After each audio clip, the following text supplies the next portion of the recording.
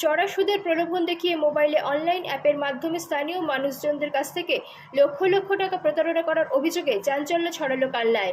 এই মর্মে প্রতারিতরা শুক্রবার কালনা মহকুমা শাসকের দপ্তরের দ্বারস্থ হন ও অভিযোগ দায়ের করেন।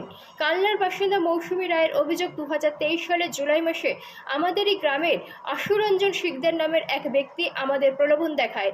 মোবাইল অ্যাপের মাধ্যমে টাকা রাখলে মাসিক 12% সুদের হারে টাকা ফেরত দেবে বলেও প্রতিশ্রুতি দেয়। এরপর ওই লোকের কাছে 1,66,000 টাকা জমা দিই। এছাড়াও আমার মা 2,49,000 টাকা, এমনকি বোনও টাকা বিনিয়োগ করে। এরপর 3 মাস নির্ধারিত সুদের হারে টাকা পেলেও হঠাৎ করে সেটা বন্ধ করে দেয়। এরপর মানসিকভাবে বিধ্বস্ত হয়ে পড়া স্বামী পথ দুর্ঘটনায় মৃত্যু হয়। টাকা চাইতে গেলেই বর্তমানে এখন ওই ব্যক্তি হুমকি দেয়। এদিন তাই মহকুমা শাসকের কাছে এ বিষয়ে অভিযোগ জানাই। অন্যদিকে একই অভিযোগ কালনার আরেক বাসিন্দা প্রহ্লাদ মণ্ডলের। তার দাবি, ওই অ্যাপের মাধ্যমে তিনিও 1,66,000 টাকা প্রতারণার শিকার হয়েছেন। এছাড়াও ওই এলাকার অনেক মানুষ তো প্রতারিত হয়েছেন বলে শুক্রবার দুপুর 3:30 নাগাদ তিনি জানান। এই প্রসঙ্গে অভিযুক্ত আশুরঞ্জন শিকদার তিনি এদিন ফোনে জানান, এরা কেউ আমাকে টাকা দেয়নি, কোম্পানিকে দিয়েছিল। কোম্পানি লসের কারণে এখন টাকা দেওয়া বন্ধ রেখেছে। 30শে জুনের পর কিছু কিছু করে টাকা ফেরানো হবে বলে কোম্পানির তরফে নোটিশ জারি করা হয়েছে। একজন ব্যক্তি আশুরঞ্জন শিকদার আমাদের টাকা প্রতারণা করায় আমরা এখানে দ্বারস্থ হয়েছি। আচ্ছা, কত টাকা জমা রেখেছিলেন? 1,66,000 আর দুটো আইডিতে 20,000, মোট 1,86,000। মানে কিভাবে জানতে পারলেন যে এটা কিভাবে জানতে পারলেন? এটা আমরা টাকা রেখেছিলাম, রাখার পরে 3 মাস আমরা ঠিকভাবে টাকা পাই। তারপর থেকে টাকা উনি মানে দিনের পর দিন ঘুরিয়ে যাচ্ছেন, টাকা কিচ্ছু দিচ্ছেন না। এটা কিসে ইনভেস্টমেন্ট জেনে? এটা একটা ফোনে অ্যাপ, প্লুমা লাইফ কেয়ার, আর এটা আরেকটা আছে অক্টা এফএক্সে টাকা রাখা হয়েছিল, আর এটা একটা অ্যাপও ছিল ফোনে। এটা কিসে খাটতো এই পয়সাটা? এটা শেয়ার মার্কেটে খাটতো। দিয়ে আপনারা টাকা পেয়েছিলেন? হ্যাঁ, উনি টাকা পেয়েছিলাম, এবং শেয়ার মার্কেটে শুধু খাটতো সেটা না, এইটা একটা বিজ্ঞাপন দিয়েছিল উনি যে এটা পুরো সেফ অ্যান্ড সিকিউর, আপনি যখন ইচ্ছা আপনার টাকা তুলে নিতে পারবেন এবং 12% করে মাসে মাসে মানে রাখলে পাবেন। আপনি এত টাকা তাহলে কোথা থেকে জোগাড় করে দিলেন? আমি আমার লোন করে টাকা আমি এনাকে দিয়েছি। কি লোন করে? আমি গোল্ড লোন করে টাকা দিয়েছি, সে তার কাগজপত্র আমার কাছে আছে। আচ্ছা, কত টাকা দিয়েছেন? 1,86,000 দিয়েছি আমি পুরো লোন করে। তারপরে আপনার স্বামী কিভাবে তারপরে বলছিলেন? তারপর আমার স্বামী এই 7-8 মাস ধরে টাকা না পাওয়ায় লোনের কিস্তির টেনশনে আমার হাজব্যান্ড রাস্তা দিয়ে পথ দুর্ঘটনায় মারা যায়, অ্যাক্সিডেন্ট হয়ে। তারপর থেকে তো আমার অবস্থা খুবই খারাপ ছিল, মেন্টালি আমি খুব খারাপ অবস্থার মধ্যে দিয়ে যাচ্ছিলাম। তার 2-3 মাস পরে যখন আমি ওনার কাছে টাকা চাই ফোন করে, তখন উনি দিনের পর দিন ঘোরাতেই থাকেন, এবং আমি বললাম যে আমার ডেথ সার্টিফিকেট আছে, আপনি দয়া করে আমার টাকাটা অন্তত তুলে দিন। উনি কিছুতেই রাজি না। উনি দিনের পর দিন, এই দিন না ওই দিন সেই দিন করে ঘোরাতে থাকছেন। প্রভাবশালী লোক, মানে যিনি এরকম করেছেন, তিনি কি কোনো পার্টির সাথে হয়তো? হ্যাঁ, পার্টির সঙ্গে উনি যুক্ত আছেন, ভালো পার্টির পোস্ট উনি ফেসবুকে ছাড়তেই থাকেন, এবং ওনার তৃণমূল পার্টির সাথে এবং ওনার প্রভাবশালী ব্যক্তিদের সঙ্গেও ছবি আছে কিছু, আমরা দেখেছি সেগুলো। কাদের সাথে ছবি আছে? ওনার দেবপ্রসাদ বাগের সঙ্গে ছবি আছে, আরও কিছু জনের সঙ্গে, তার আমি নাম জানি না ঠিক, ছবি দেখেছি বা উনি ফেসবুকেও পোস্ট করেছিলেন। আপনারা ওনার কাছে টাকা চাইতে যাননি? হ্যাঁ, চাই, অনেকবার ফোনেও চেয়েছি, সামনাসামনি দেখা হয়েছে তখনও চেয়েছি। কি বলেছেন? উনি শুধু ডেট দিয়ে গেছেন। তারপর আবার এক সময় বলেছেন, শোনো একটা সত্যি কথা বলছি, টাকাটা আদৌ পাবে কিনা জানি না, কোম্পানির তো অফিস ছিল, অফিস বন্ধ হয়ে গেছে। যে মেন লোক ছিল তার ফোন নাম্বারে মানে যে মালিক সিও, তার ফোনে ফোন করছে, ফোনও ধরছেন না।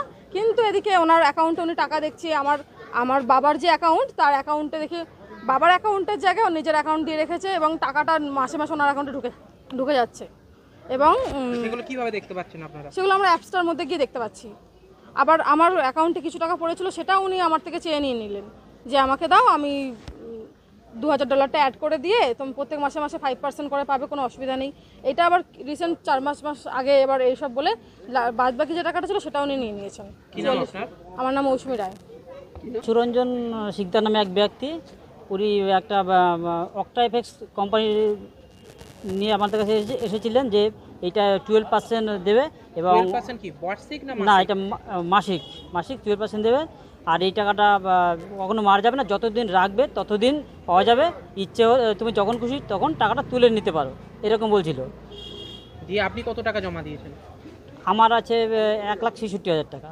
আচ্ছা, আপনার মতন আরো অনেকজন দিয়েছে? হ্যাঁ, প্রচুর লোকের আছে এরকম। আপনার পরিবারের কজনের আমার আছে? পরিবারে আজ থেকে 1 বছর আগে ধরুন জুলাই মাস থেকে 23শে জুলাই এইরকম, মানে জুলাই মাসে 23 সাল থেকে কি মোটামুটি। বলে মানে হচ্ছে কি আপনাদেরকে বলেছিল কিভাবে টাকা? উনি বলছিলেন যে এটা শেয়ার মার্কেটে কাজ করে, এইটা কোনো লস নেই, লাভ লস দুটোই আছে, টোটালটা মিলিয়ে ভালো রকম প্রফিট দেয়। এটা আমরা মাস্টার ট্রেডার দিয়ে ট্রেড করাবো, এটা মোটামুটি লাভই থাকবে। আচ্ছা, দিয়ে আপনি কি টাকা পেয়েছিলেন কোনো? হ্যাঁ, ওই 2-3 মাস মতো পেয়েছিলাম। কত টাকা করে পেয়েছিলেন? ওই 2-3 মাসের মতো 16-17 হাজার টাকা করে পেয়েছিলাম। কত টাকা জমা দিয়েছিলেন? ওইটা 1,66,000 টাকার মতো পড়েছিল। ওটা কিভাবে মানে হচ্ছে গিয়ে জমা দিতে হয়? ওটাকে কিভাবে আপনারা দিলেন? ওটা ওর হাতেই টাকাটা দিয়েছিলেন না কোনো অ্যাপের হ্যাঁ, মাধ্যমে দিয়েছিলেন? অ্যাপের মাধ্যমে দিয়েছি, আবার ওর হাতে ক্যাশও দিয়েছি। ওই ব্যক্তির নাম আশুরঞ্জন শিকদার। আচ্ছা, আপনাদের পরিচিত? পরিচিত না, কিন্তু উনি লোকালের আমাদের। আচ্ছা, আপনাকে প্রথম গিয়ে কি বলে? আমাকে প্রথম বলে যে একটা ভালো কাজের জায়গা আছে, এইটা শেয়ার মার্কেটে কাজ, এটা 12% লাভ পাওয়া যাবে, আর সবথেকে বড় সিকিউরিটি হলো এটা যখন খুশি তখন আপনি টাকাটা তুলে নিতে পারবেন, এরকম বলছিলেন। দিয়ে ওটা কি কোনো ফোনে অ্যাপ ছিল আপনাদের? কোনো অ্যাপ ছিল না, ওটা বলছিল যেমন ভারতীয় শেয়ার মার্কেটে কাজ করতে গেলে একটা ডিম্যাট অ্যাকাউন্ট খুলতে হয়, এইটাও আমাদের মাস্টার ট্রেডার দিয়ে কাজ করাবো। এটা আপনার ওই অক্টা এফএক্স নামে একটা ব্রোকার হাউস আছে, সেইখানে ট্রেড করাবো। দিয়ে সেখান এইটা থেকে এই ব্রোকার হাউসটা নাকি সারা বিশ্বে 130টা দেশে কাজ করে, এরকম বলছিল। সেটা কি ইন্টারনেটে আপনারা পেয়েছিলেন যে ওটা আছে আদৌ কি বা নেই? হ্যাঁ, পেয়েছিলাম ওটা। আচ্ছা, দিয়ে তারপর থেকে কতদিন ধরে প্রতারণার শিকার হয়েছে কিভাবে বুঝতে পারলেন আপনারা? এবার 2-3 মাস হওয়ার পরে থেকে তারপর কি মানে আজ দেবো কাল দেবো, কখনো বলছে সফটওয়্যার নতুন কাজ হচ্ছে, কখনো ব্যাংকে ছুটি, এরকম বলছে। তারপর সবথেকে বড় কথা, ও যখন প্রথম করায় তখন ওদের একরকম ব্যবহার ছিল, তারপরে মানে ওর কথাবার্তা ভাব আলাদা। ও কখনো মানে সোশ্যাল মিডিয়ায় নেতাদের সঙ্গে ছবি পোস্ট করতো এবং আমাকে কখনো কখনো দেখিয়েছে সামনাসামনি। পল্টু বাগ মানে দেবপ্রসাদ বাগ আছেন, তারপরে কালনা পৌরসভার আরও কয়েকজন আছেন, কালনা থানায় বাপ্পা রায় বলে একজন আছেন, উনি বলছে দেখো এরা আমার খুব পরিচিত, এদের সঙ্গে আমার ওঠা বসা। মানে ওদের কথাতেই কি আপনারা বিশ্বাস, মানে ওই ছবি দেখিয়েছে বলে কি আপনারা বিশ্বাস হয়ে? না, ও মানে এমনভাবে ভাব করতো আমাকে, মানে ভয় দেখাতো, ডাইরেক্ট ভয় দেখাতো না, কিন্তু ভয় দেখাতো দেখো এদের সঙ্গে আমার ওঠা বসা। এটা কখন করতো, যখনই টাকাটা না দিতে আর আসতো না ঠিক মতন, তখন এইরকম একটা ভয়ভীতি দেখাতো। ওই টাকা কি আপনার অ্যাকাউন্টে ঢুকতো না, আপনার হাতে দিত এসে? না, প্রফিটটা অ্যাকাউন্টে ঢুকতো। দিয়ে আর ঢুকছে না এখন? না, মোটামুটি 7-8 মাস থেকে ঢুকছে না। এখন আপনারা আজকে ঢুকছে না, আসলটা তুলতে পেরেছেন? না, আসলে ধারে কাছেও যায়নি। আচ্ছা, ইয়ে হচ্ছে এখন দিয়ে আজকে কোথায় অভিযোগ করলেন? আজকে এইচডিপিও অফিসে অভিযোগ করলাম। এসডিও অফিসে? হ্যাঁ, হ্যাঁ, এইচডিপিও না এসডিও? এইচডিও অফিসে। এসডিও অফিসে। আচ্ছা, আর থানায় অভিযোগ করেছেন? হ্যাঁ, থানায় অভিযোগ করেছিলাম, নবান্নতেও অভিযোগ করেছিলাম। কি নাম আপনার? আমার নাম প্রহ্লাদ মণ্ডল। থানাতে কবে করেছেন? এই দিন 15 আগে।